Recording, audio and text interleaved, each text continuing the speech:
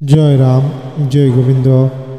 সবাইকে জয় রাম, শ্রী শ্রী রাম ঠাকুর ইউটিউব চ্যানেলে স্বাগত।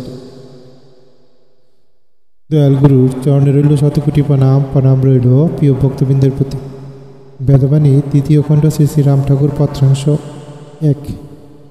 লোক সকল স্ব ভাগ্যবশে প্রকৃতির তারতম্য অনুসারে এই মরুভূমে অস্থায়ী বস্তুর প্রলোভনে আকৃষ্ট হইয়া দেহ গেহ সমাজ দ্বারা সুখী দুঃখী ইত্যাদি বিদ্যাবুদ্ধি লাভ করিয়া ওই প্রকৃতির গুণের দ্বারা পরিচালিত হইয়া থাকে।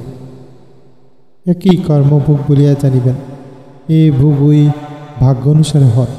এই ভোগ দান করিলে শান্তিপদ উপভোগের অধিকারী হয়। মন হইতেই সুখ দুঃখ ভোগ হয়।